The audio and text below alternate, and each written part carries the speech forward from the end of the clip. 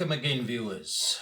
This is Fritz Rabe from Fritz Rabe Adventures. We continue today with the different calibers that I'm discussing on the topic of dangerous game hunting in Africa. We've already covered the 500 caliber category, the 450 to 500. Today we're going to discuss and have a talk about the 400 calibers, 400 up to 450. The 400 calibers I particularly enjoy a lot.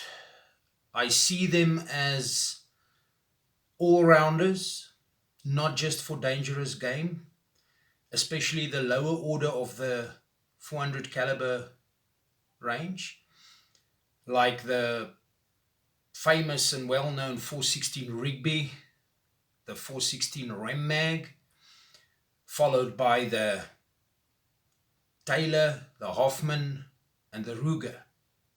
There are a few other 416 calibers as well, Wildcats. I'm going to stick to the more well-known range. Let's start at the upper end of the 400s, the 425 Wesley Richards. It is a well-known round. It is an old cartridge. It is not 425 caliber. It is actually 435, which puts it halfway between the 400 and the 450s. It fits in a standard action. It's no need for a magnum action on it. Yes, it does have a rebated rim. Some people have got a problem with that.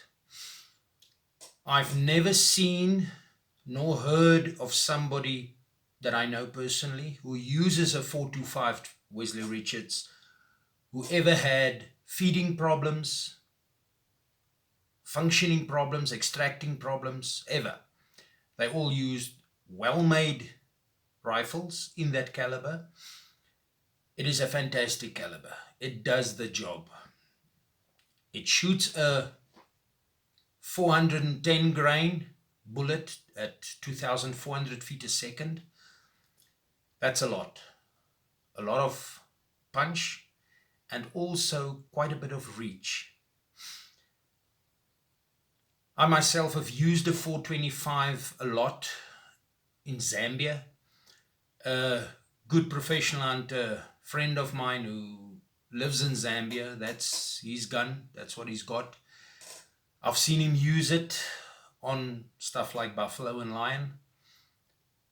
I've never seen it underperform. I myself have used 425s, also on dangerous game, big game, and I would not mind having one in my arsenal. These are guns, as I mentioned, cartridges that give you a bit more reach than the stoppers, although they are also very good stopping rounds if the shooter does his part. One step down is the 404 Jeffries. It needs no introduction. It used to be the standard caliber issued to the Parks Board of Zimbabwe, where they did a lot of elephant control work, buffalo control work. Again, a beautiful cartridge. It is 425 caliber. In actual fact, 423, I beg your pardon. It is not 404 caliber. That round, I enjoyed a lot. Again, I've used it a lot. Beautiful on buffalo. Cats come in here. The lion and the leopard, they do a good number on cats. Even though most of your cat hunting is not done at extreme ranges, but there's nothing those calibers can't do, and they do deliver the goods. Now, The one here is the old 416 Rigby. 400 grain bullet, stunning round, famous. It's a workhorse of Africa and very well made. It does the job. My own is the 416 Rem Mag. I had this gun made for me. The reason why I opted for the Rem Mag configuration and not the Rigby was magazine capacity. Your standard 416 Rigbys can hold 3 rounds. The Rem Mag can hold 5. In the work that I've done in Zimbabwe and in Zambia, I needed that. Both shoot the exact same bullet head at the exact same speed. Some people say yes, but the one has got more pressure than the other one.